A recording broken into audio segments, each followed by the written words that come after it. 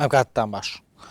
هەڵەبجە ئەو شاری بووەتە ناسنامی جینۆساید و چەساندنەوەی میلەتێک زۆر لەوە گەورەترە لە پێشێکی بەرنمەیەکدا وەسف بکرێت لە دوای ڕوخانی ڕژەمی بەعسەوە لە عێراقدا یەکێک لە ئاواتەکانی هەڵەبجەییەکان و کە سوکاری قوربانیانی کیمیابارانی ئەو شارە بە سزاگەاندنی تاوانبارانی ئەو تاوانە گەورەیە بوو کە لە ساڵی هەشتا بەرامبەر ئەو شارەکرا بەداخەوە لەلایەک فڕۆکەوانێک کە بەشدار بووە لەو تاوانەدا و لەلایەکی ترەوە زانایەکی عێراقی کە بەشدار بووە لە دروستکردنی چێکی کیمیایی ئەو چەکەی کە لە هەڵەبجەدا بەکارهات ئازاد دەکرێن و تاوانباری گەورەی تاوانەکەش سەرۆکی ڕژەمی بەعز لەسەر تەنها چەند سەد کەسێکی شیعە لە سێدارە دەدرێت نەک لەسەر نزیکەی 5,000 قوربانی هەڵەبجە ئەو تۆمەتبارانە چۆن ئازاد کران قایمقامی ئێستای هەڵەبجە کە سەرۆکی دەستی پارێزەرانی کەسی هەڵەبجە بوو لە دادگای باڵای تاوانەکان چ هەڵوێستێکی هەبوو بەرامبەر ئازادکردنە بۆچی قایمقامی هەڵەبجە بەڵگەی پێویستی نەخستە بەردەست تا ئەو تۆمەتبارانە ئازاد نەکرێن لە مەڵقەی بەرنامەی بەڕاشکاویدا میوانداری گۆران ئەدهەم قایمقامی قەزای هەڵەبجە دەکەین هەوڵ دەدەین لە هەڵەکانی دەستی پارێزەرانی کورد لە کەیسی بەرگریکردن لە هەڵەبجەدا بکۆڵینەوە و لە بەشێکی تری بەرنامەکەشدا باز لە ئەدای قایمقامی ئێستای هەڵەبجە و کێشە و گرفتەکانی ئەو شارە و کێشەکانی ڕابردووی ئەو شارە بکەین کاگۆرانمە خێبێت بەوە بەرنامەی بەڕاشکاوی کاگۆران پێم خۆشە لە مەسەلەی ئازادکردنی ئەو زانە عێراقیەوە دەست پێ بکەین کە لە مای چەند ڕۆژی ڕابردووە ئازاد کرا لەم کێسەیە ئێوە بۆ تۆمەتبارەکرێن کە بەڵگەی پێویستان نەخسۆتە بەردەست تا حاکم بڕێری ئازادکردنی ئەو زانایە نەدات دیارە من پێشەوەی جوابی ئەو پرسیارە بەم ئەمێ بچمە سەر دادگای باڵای تاوانەکان دادگای باڵای تاوانەکان دیارە دادگایەک بوو فکری دروستبوونی پێش ڕوخانی ڕۆژیان بوو هەرو کاتەکە هێزەکانی ئەو پەیمانان پێش ئازادکردنی عێراقیش ئەوە بوو پاش ئازادکردنی عێراق لە لایەن پۆلبەریمەرەوە بڕیارێ دەرچوو بۆ دروستکردنی محکمەیەک بە ناوی المەحکەمە الخاسە کە ئەرکی دادگایکردنی ئەو تاوانبارانی ڕژێمی پێشوو بوو بەڵام پاشەوە بۆ ئەوەی لە ڕووی شەرعی و قانونیەوە پەرلەمانی عێراقی هەڵبژێرا و لە بڕیاری ژمارەدە لە ساڵی 2005 ئیقراری کرد و تەصدیقی قانونێکیان کرد قانونی محکمەی جینایی عێراقی ژمارەدەی ساڵی 2005 ئەم محکمەیە دیارە ئەرکی دادگایکردنی هەموو ئەو کەسانە بوو یاخود ئەو سەرانەی ڕژێم بوو کە لە سەردەمی ڕژێمی پێشوا لە هەفتەی تەموزی 1960 تا بەرواری 9 2023 تاوانیان بەرامبەر گەلی کورد و بۆ گەرمبەر گەلی عێراق ڕۆ بە شێوەیەکی گشتی و ئەم دادگایە تایبەت بوو بە دادگایکردنی ئەو تاوانبارانە لە چەند کەیسێکی تایبەتمەندا کە ئەوانیش چەند تاوانێکی دیاریکرا و تاوانی جینۆساید کۆمەڵکوژی و تاوانی دژی مرۆڤایەتی و تاوانەکانی جەنگ کە هەرسێکیان تاوانی نێودەوڵەتین و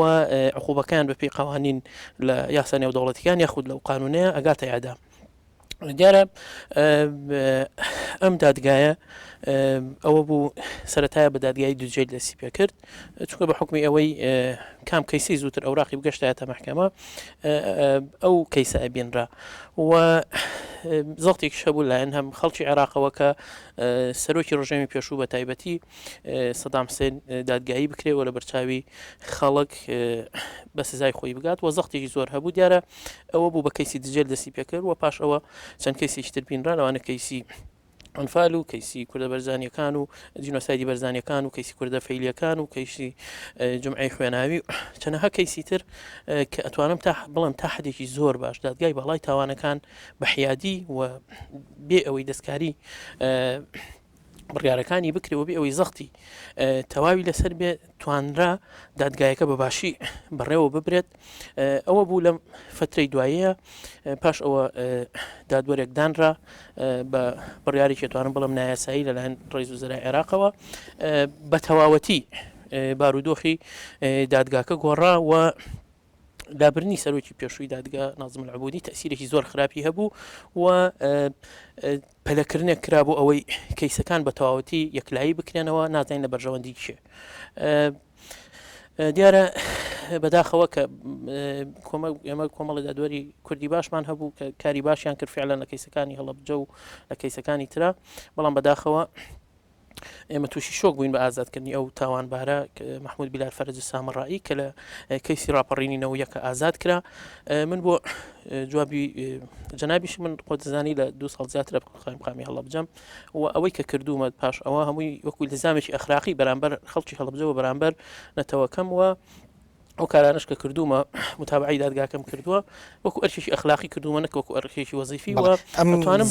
بوو چەندین ساڵە دەستگیر کراوە هەلە دۆ ڕوخان ڕژەمەوە دەستگیر کراوە یعنی ئەو کاتە ئێوە بەس نەبووی کە بەڵگێتەوە بەدەنەوە دەزەوە دادگایە کام کەسە تاوانبارە لە دروستکردنی ئەو چەکە لە عێراقا و هەڵبژی پێ بۆمباران کراوە ئەوە من بۆ ئەوەی جەناب گەشتمە جوابەکەی جەناب ئێمە لە 16 2009 سکاڵای یاساییمان لەسەر ئەو تاوانبارە دەرکردووە و ئەمەش یەکێکە لە وەسائقانە کە بڕیاری دەستگیرکردنی بۆ دەرچووە لە 4 5 2010 محمود بيلات فرج السامرائي مهنته مسؤول في مديرية الرقابة الوطنية والمسؤول عن إنتاج الأسلحة الكيميائية أما الأمر قبض كايتي كنوع جريمة ومادة قانونية كي أنسرد مادة دوانزة بدلالة المادة 15 من قانون المحكمة الجنائية العراقية العليا واتأما 2 ساڵ و 3 مانگ لەمە پێش کارمان بۆ ئەوە کردوە کە ئەم تاوانبارە ئەوراقی بۆ بکرێتەوە بە فعلی لەگەڵ بەڕێز کاک بەکر حەمەستڵ کە ئێستا ئەندامی پەرلەمانی عێراقە لەگەڵ یەکا چووینە محکمەی تحقیق و ئەوراقەکانمان دەرهێنا و ئەم تاوانبارە ئیفادەکەیمان سیر کرد کە کۆمەڵێک ئیفاداتی دەگمەنی تایە و ئەتوانم بڵم یەکێکە لەو کەسانەی کە بە سەراحەتی اعترافی کردووە بە کارکردنی لە چەکی ماوی عێراقی بە شێوەیە کە ئەڵێ من لێپرسراوی مختبەراتی منشئی موسەنا بووم لە ساڵی 1970 تا ساڵی 1991 و ئێمە ئەو چەکی کیمیاوەمان بەرهەم ئەهێنا تەنان باسی ژیانی خۆی کاڵە بیدایت لە سەنفی کیمیاوی عێراقی تەعین بووم پاشان چوومە ئەو مەسئولیاتە و پاش ئەوە ئێمە چەکی کیمیاویمان دروست ئەکرد لە مختبەراتی خۆمان و نەوعی چەکەکانیش ئەڵێ بوونمە ئەڵێ غازی سیانید و VX و تابوون و سارین و خەردەل و ئەمانە هەمووی بە تەفسیل باس ئەکات چۆن بەرهەمی ئەهێنن بیدایت چەند غرامێکە پاش ئەوە ئەبێ بە چەند کیلۆیەک و پاشان ئەڵێ ئێمە ئەینێرین بۆ قاعدە ئاسمانیەکان بە تایبەتی ئەبوو چەکانەی کە وەک خۆی ئەڵێ لە باکووری عێراقا بەکاریە لە قاعدەی حڕیە لە کەرکووک لێەوە قەسفی کوردستانی پێ ئەکرێ ئەڵێ باس لەوە ئەکە ئەڵێ لە شاڵاوەکانی ئەنفالەوە لە هەڵەبجەشە ئەڵێ بڵزەبت نازام لە هەڵەبجە چی ڕوویا بەڵام ئێمە هەموو چەکەکانمان ئەنارد بۆ قاعدەی حڕیە لە کەرکووک کە تەوەقع کردووە تەوەقعەکەم لە باکووری عێراقا وەکو خۆی ئەڵێ بەکار هاتبێت ئەمە دلیلێکی واضحە و اعترافێکی صریحە ئێمە هەر لەو کاتەوە ئیزبارەکەیمان دەرهێنا و سەیرمان کرد تەنان طلبێکمانە بە ئەو کاتە ڕئیسی محکمە بەڕێز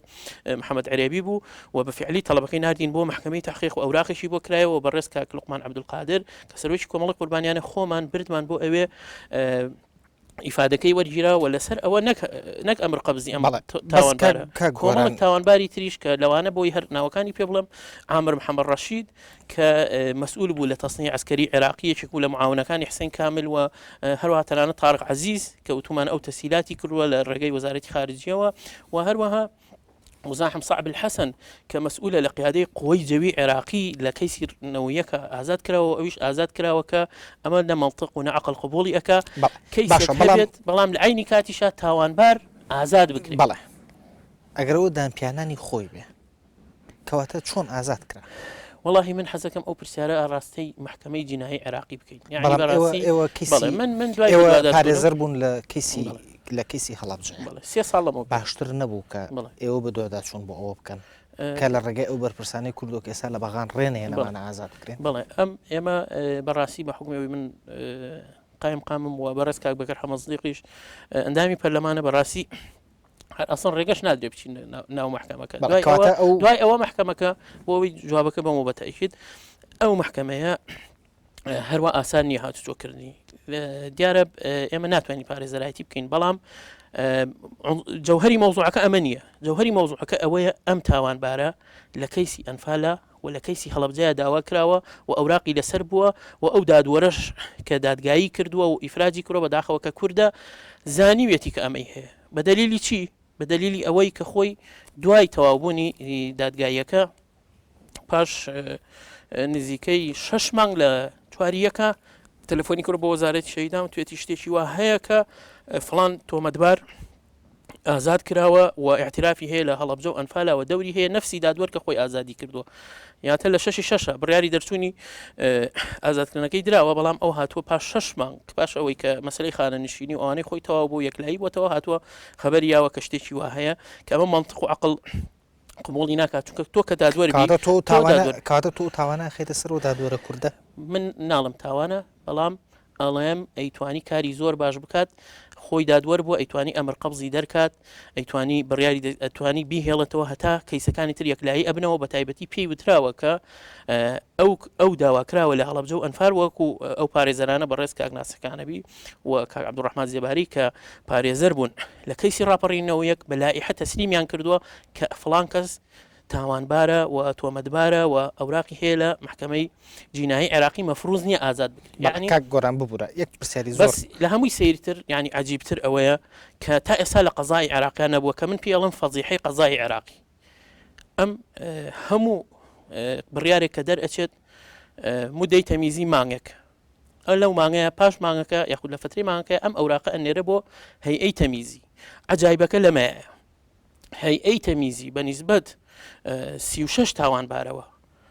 لە ماوەی 2 ڕۆژە تەصدیقی ئەو بڕیارەی کردووە ئەمەش بڕیارەکەی محکەمەی تەمیز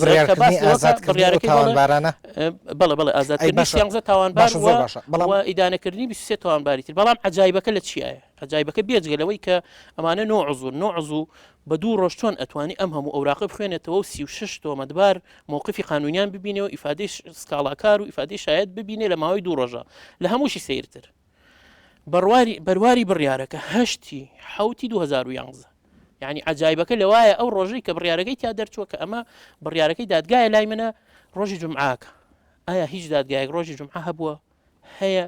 یعنی ئەوەنە کاتە دۆسیەکە سیاسیە دۆسیەکە من متەئەکیدم عاملی خارجی تەسیری تێکردووە و دلیل بەڵگەشم لایە ئەتوانیت ڕاشکاوانە ئەو دلیل و بەڵگانەی خۆت باس بکەی لێرە بۆی هەموو خەڵک ئاگادار بێت کە ئەو دەستە سیاسیە چیە لەو دۆسیە بەڵێ دیارە لە بەرواری 2011 بڕیارێک لە مەجلیسی وەزەرای عێراقیەوە دەرچووە ڕقم 123 ساڵی 2011 کە مؤرخە لە 2011 چی تیان بڕیارە ئەڵێ تەواوکردنی خزمەتی قازی نازم فەرمانی العبودی و دانانی قازی محسن ڕێسان ئەلگاسط ئەمە کەمە دادوەرەکە کرا بە سەرۆکی دادگای محکەمەی جینایی وەکالەتەن لە ئحین هەتا انتخابی سەرۆکی تازە سیرەکە لەوایە لە قانونی محکەمەی جینایە باسی وەکالەت ناکات کە کەسێ بێ بە وەکالەت کۆمەڵک ئوسوڵ و قانونی خۆی هەیە یعنی ئەمە پێشێلکاریەکە لە یاساکەیە بۆچی بۆ ئەوەی ئەم دادوەرە لە فترەیەکی قیاسیە کەیسەکان یەکلایی بکاتەوە و هەرێ مەسلەی هەڵواسرا و لە ناو محکەمەی جینایە یەکلایان کاتەوە کە ئەوە لە ئیمکانی کەسان نییە لەبەر ئەوەی بە پێی دەستور ناتوانێت ئینهایی ئەمالی کۆتایی بە محکەمەکە بێنڕێ هەتا کەیس ما بێ لە ناو دادگاکەیە کۆمەڵێکی زۆر کەیس ماوە چی بوو ئەو کەیسانی کە تایبەت بوون بە هەڵەبجە چییە ماوە زۆر بە کوردی بەنسبەت هەڵەبجەوە دیارە ئێمە لە کاتی بەڕۆچوونی دادگایەکە بڕیاری دەستگیرکردنی دەیان کەس لە زابتەکان لە ئەو کەسانەی کە دەستیان هەبووە لە چیمەبەرانی هەڵەبجە لە تەیارەکان لە کۆمەڵک خەڵک قەزیەکی مستەقیل بڕیاردرا یەشێک لە بڕیارەکانی دادگا ئەوە بوو کە فەقەرەکانی بڕیارەکە ئەوە بوو کە ئیجراعاتی یاسایی بەرامبەر ئەوانە بکرێ بەڵام بەداخەوە هیچ ئیجراعاتێک نەکرا بەڵێ باش کە گۆران تۆ پارێزەر بوویت لە کەیسی هەڵەبجەیە کە ئەم کەسە ئێوە ئەم ئەدیلانەتان هەبوو لەسەری بوو لە جەلسەکانی هەڵەبجە ئەو دانیشتانی دادگای باڵاکە لەسەر هەڵەبجە کرا بۆ نەتان بردە ناو دادگاکەوە بەڵێ ئەوەش ئێمە لە کاتی بەڕێوەچوونی دادگایەکەیە ئێمە زانیمان کە ئەمە تاوانبارە بە کەیسی هەڵەبجە وەکو بە جەنابتم وت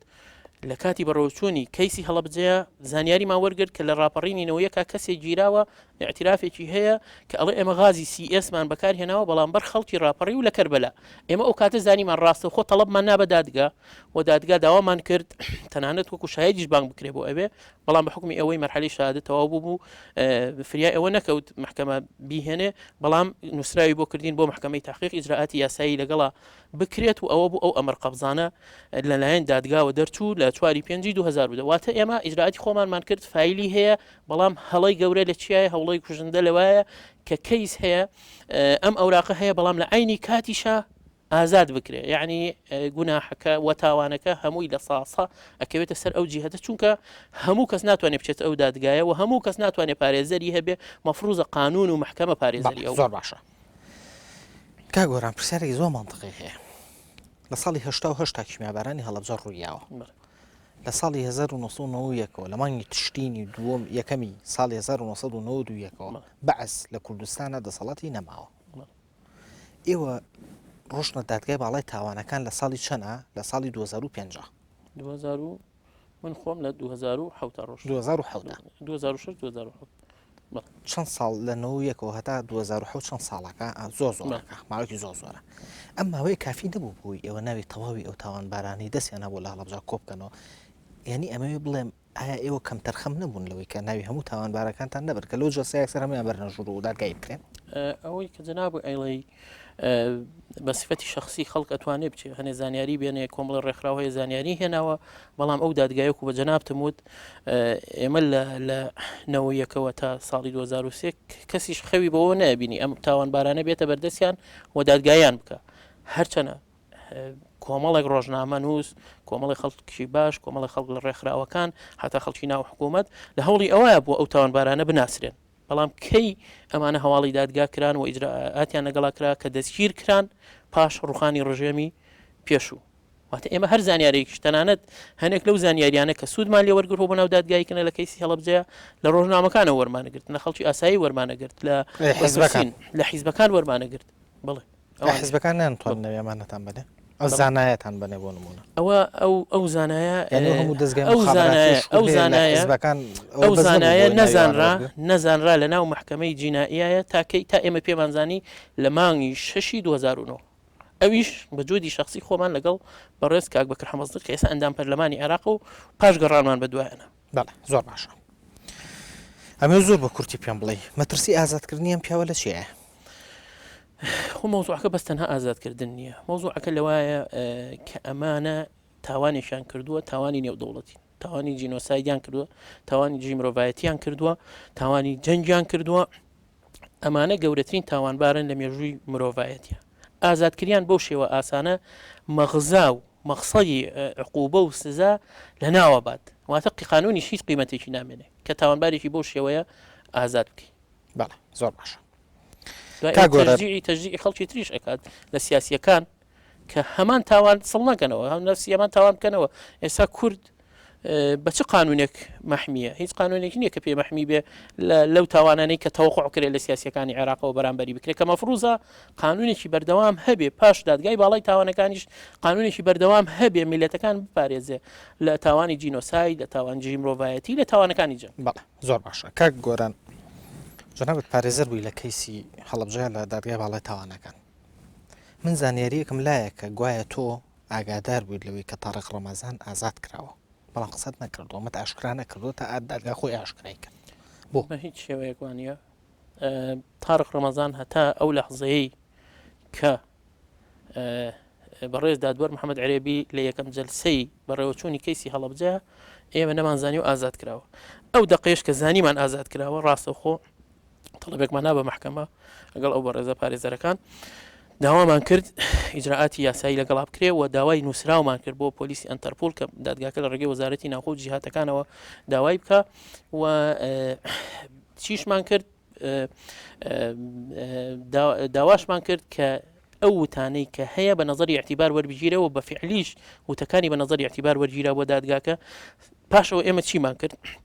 هەوڵمان نا بۆ دۆزینەوەی بەدیلێک بۆ ئەو تاوانبارە هاتین چیمان کرد بەهۆی چەند لایەنێکەوە پاش ئەوەی کۆمەڵک ئێمە ناومان خوێنەوە لە کاتی بەڕۆچین دادگاکەیە کە پاش ئەوەی من خۆم لەگەڵ چەند بەڕێزەکە چون گەڕین ڕۆژنامەکانی ڕژێمی پێشوو پاش مانگی سێ تقریبا مانگ 28 شەشی 1970 سەیری ڕۆژنامەکانمان کرد چونکە عادەتەن هەر فعالیەتی ئاسکەریە کرد ڕژەمی لە ناوچوو فترەیەک پاش ئەوە کۆمەڵە نەوتی ژداعیەیە ئێمە چیمان کرد فکری ئەوم بۆ هات کە بچین سەیری ئەو ڕۆژنامانە بکەین کە احتیمال هەیە قۆی جەوی عێراقی تەکریم کرابێ لەسەر ئەو قەسفە ئەوە بوو بزانین ناویتیایە نەک ئەو هەر تاوانباریشی تریابێ ئەوە بوو چون گەڕین بەڵام ئەو خۆی ببوورە خۆی لە ئیفادەکەی ئاسایی شادانی بەوە ناوە کە بەشدار بۆ لە هەڵەبجە و قەسفی کردووە ئەوەی کە من بینی بێتم لە ئیفادەکە ناڵە قەسفم کردو ئەڵێ من مراقبە بووم لە مهمەیەکە بووم لە حدودی ئێران پاش ئەوە گەڕامەوە بۆ سەر ئاسمانی ناوچەکە چەند تارێکی عێراقیم بینی ئەرکم حیمایەکردنی ئەو فڕۆکان گرنگەوەی بەشدار بۆ لە تاوانەکە بەتەشید حیمایەکە تاوانبارترەوەی جێبەجێ هیچ جیاوازیەکان نییە ئێوە داوای ئەوەتان نەکرد مەبەستم چی بوو ئێمە بەدیلی ئەوە چیمان کرد هاتین کە ناوەکانمان خوێنەوە چون گەڕام بە دوای کۆمەڵک ناوە سیرەکەم کۆمەڵی خەڵکی هەم نەوتی شجاع و هەموو سامی ڕافیدەیان دراوەتێ لە سەردەمی ڕژەمی پێشوە ڕەسەن خەیاڵم بوو ئەوە چووکە ئەمانە ڕەبتی بە کیمیابارانی هەڵەبجەوەیە چونکە ڕاستەوخۆ پاش کیمیابارانی هەڵەبجە بوو و ئەوە بوو هەنێ زانیاری ترم کۆ کردەوە دیارە لەسەر تەلەڤیزیۆن ناوەکانمان نا بە دادگا و ئەوە بوو لە کاتی خوێنەوەی ناوەکانە یەک ناو هات حەز ناکەم ئێستا ناوەکەی بڵێم بەڵام ئەو خۆشی ئامادەیە بێتە بەردەم ئێوە قسە بکە بۆ قەناتەکەتان چییە تەیارە بەڵێ فڕۆکەوە عەرەبە بەڵێ فڕۆکەوانێکە گوێی لە ناوی خۆی بوو و بۆ واسطەی چەند بەڕێزێکەوە توانرا هاوکاری تەواویان کردین لە سەرۆکایەتی ئەرکان و بەڕێز سەرۆکایەتی کۆمار کە ئێمە ئەو کەسە ببینین ئەوە بوو ئێمە هاتینەوە لەگەڵ کاک بەکر حەمە سدیق ڕۆشتین لە شوێنێک قسەمان لەگەڵا کرد و ڕاستەخۆ ئەو منی ناسیوتی تۆم بینیوە و ئەوە بوو ئامادەی تەواوی دەربڕیوتی بەڵێ من فڕۆکەوان بووم بەڵام لە قاعدەیەکی تر بووم و ئەو ڕۆژە بەڵێ نەوتیشداعەم دراوەتێ ویسامی ڕافدەیم دراوەتێ لەسەر شەڕەکانی باشوور و ئامادەم هەموو هاوکاریەکتان بکەم ئەوە بوو کۆمەڵک زانیاری زۆر باشیینێ و ئامادە بوو لە دادگاکە و ئەتوانم بڵم شایەتەکەی زۆر شایدێکی گرنگی هەبوو بەرامبەر تاوانبارەکان و زۆر و باشی ڕاستیەکانی ڕوون کردەوە سەرڕای ئەوە ئێمە هەرچی نەقسەی دادگا هەبوو لە ڕێگەی ئەو تیارەوە چەند شایدێکی ترەوە کە لە ڕاداری کەرکک کاریان ئەکرد و ئیشان مراقبەی سەر ڕادارەکان بوو توانیمان ئەو دوانش ئامادەکەین و هەر نەقسێک لە ناو کەیسەکە هەبوو بۆ دەستە خۆش تۆ باسیەوەت کرد کە لەناو دەڵێ بەڵایە داواتان کردو کە ئیجراعات بکرێ دوای بەردانی تاڕق ڕەمەزان ئیجراعات لەگەڵ کێ لەگەڵ تاڕق ڕەمەزان خۆیە لەگەڵەوەی کە بەریان ناوە لەگەڵ تاریق ڕەمەزان ئەوە مەوزوع ئەیشترە ئەوەی کە بەریان ناوە ئەوە ڕەفتی بێمونێ ئێمە ئیشەکەمان لە نەو دادگایە بەڵام متابعکردنی ئەوە متابعکردنی کەیسەکە جەناب ئەزانی ئێمە کەیسێکی ئاسان بەڵام ئەوەی بۆ جەناب شتێک لە ئونسوڕە زۆر بارزەکان و یەکێک لە دلیلە دامغەکانە لەو کەیسی ئێوەیان تۆ پارێزەری و کەیسە بووی تۆ پارێزەری شارێ بووی پارێزەری کە سوگاری 5,000 قوربانیت بەڵام من هاتم بە عەمەلی تەعویزی ئیفادەکەی تاڕق ڕەمەزانم کرد لەوە بەهێزتر بێت لەلایەکیش داوامان لە دادگا کرد ئەمر قەبزی تعمیم بکات و بە فعلیش نووسراوی کرد بۆ لایەنەکان دادگا و من نوسخەی ئەمر قەبزەکەشیم ئێستا لایە بمزانێ بۆ مەهێنان بۆ بەرنامەکە لەبەرەوە ئێمە بەکاری خۆمان هەستین حەزەکەم ئەوە بزانی جەناب کە زیاد لە حەدیش خۆمەمان هیلا کرد بۆ ئەوەی کەیسەکەمان سەرکەوتوو بێ ئەمە لەلایەکتر ئێمە کەیسێکی جینۆسایدمان لەبەردەما بوو مەوزوعەکە تەنها تاڕق ڕەمەزان و کەسێک و شخصێک نییە مەوزوعەکەمان زۆر لەوە گەورەترە کە بریتی بێ لە متهمێک یاخود لە کەسێک بە دڵنیاییەوە چەندین تۆمەتباری تایە بەڵام ئەوانەی کە ئامادە بوون و تاڕق ڕەمەزان گیراوە لە بەردەسا بوو شایەت بوو ئێمە حەزمانە کرد دانی حالە بکرێ و لە بەردەم دادگا گۆران تۆ وەکو باسمە کە تۆ پارێزەر بووی لەو کەیسەیە وەکو قانونیەک وەکو پارێزەرێک بۆ پرسیارەت لێ یەکەم تۆ کە بیستە لە ناو دادگای باڵای تاوانەکانە کە تاڕق ڕەمەزان ئازاد کراوە بۆ ئێوە هەڵوێستێکتان نەبوو بەرامبەر پرۆسی ئازادکردنەکەی پرسیارێ نەکراکات چۆن ئازاد کراوە ئەمە هەڵەیە بۆ کراوە و لە ڕووی قانونیەوە لە ڕووی قانونەوە ئەو مەسەلەی ئازادکردنە ئەبێت چی بکرێ بەرامبەرەوانی کە ئازادیان کردو بەجەنابتم کەس ئەوەی ئێمە هەڵوێستی نەبوو بەرامبەر ئازادکردنی وەکو پارێزەر هەر نفسی لەحظە ئیجراعاتمان کرد تەعمیمی ئەمر قەبزەکەیمان کرد داوامان لە محکەمە کرد بەڵام لە عینی کاتیشا ئێمە بەڕاستی کەیسەکە زۆر لەوە گەورەتر بوو کە من بچم دوای متهمێ بکەم بەڵام کەیسە ئەسڵیەکەم کە جینۆسایدی کووردە لەبیر بچێت سەرڕای ئەوە من حەزەکەم بۆ جەناب ڕوونکەمەوە من خۆم تەوەقوعەکەم ڕۆشتنی یاخود دەرچوونی تاڕق ڕەمەزان یان فیرارکردنی بە هەر شێوەیەک بێت عنصرێکی ئەجنبی ئەبێت یا بێت زۆر بەهێزتر بێت لەوەی کە ئەو عنصرانەی ناوخۆ من ئەوە ناتوانم لەوە زیاتر بڵم دووەم شت هەتا ئەم لەحظەیەش حەزەکەم بزانی کە ئێمە وەکو ئیلتیزامێکی ئەخلاقی پەیوەندیمان بە چەند جهتێکەوە کردووە لە ڕێکخراوی نێودەوڵەتی لە خەڵکی دڵسۆز لە ئەوانەی کە پشگیری لە کەیسی کورد ئەکەن بۆ ئەوەی هەر دقەیەک بێ ئێمە بهێنینەوە بەردەم دادگا بەڵام ناتوانم زانیاری لەوە زیاتر لەسەر ئەو کەسانە یاخود ئەو ڕێکخراوانە بم کە حالیان بە دوای ئەو مۆزوعەوە بەڵام ئازادکردنەکەی وە بزانم شتێکی حەشاڵ نەگر بوو زۆر وێنەی بڵاو کرایەوە لەگەڵ ئێمەش وەکو هەر کەسێک خۆی قسەی کرد وەکو هەر کەسێک ئێمە پێمان ناخۆش بۆ ئەوەی کە کراوە دیارە هەڵەیەک بووە کراوە بەڵام سەرڕای ئەوە موضوعی هەڵەبجە زۆر لەوە گەورەترە کە ئێمە بچووکی کەینەوە لە تاڕق ڕەمەزان و غەیری تاڕق ڕەمەزان موضوعی هەڵەبجە زۆر لەوە گەورەترە بە تەئکید گەورەترە ئەوە کەسمان متفقین لەسەر ئەو شتە بەڵام بە قناعەتی تۆ جۆرێک لە تاوان نییە ئازادکردنەکەشی ئەوە ئەتوانێت محکەمە وەکو قەزا بەتەئکید وەکو قەزا ئەتوانێت ئەوە یەکلایی کاتەوە ئایا کێ تاوانی کردووە ئایا کێ تەقسیری کردووە ئەو محکەمە یاخود ئەو لیژنانە ئەتوانن ئەو مۆزوع یەکلایی زۆر باشە باواز لەوە بینین کا گۆران قایمقامی پێشووی هەڵەبجە دۆسیەکەی بەچی گەیشت لەکوێیە چی لێ هات بۆ هیچ دەنگێکی نەما ئەمە لە کاتێکایە کە قسە لەسەر ئەوە ئەکرێت کە فشارێکی حیزبی هەیە بۆەوەی کە ئێوە بێدەنگی لەو کێسێ قایمقامی پێشوو بکەن و چەند ساڵێک ژۆوار هیچ دەنگی نەماوە بەڵام حەزەکەم تۆ ئەم پشۆ کورتە جواب بێتەوە بەڕێزان پاشم پشۆ کورتە ئەگەڕێنەوە لاتان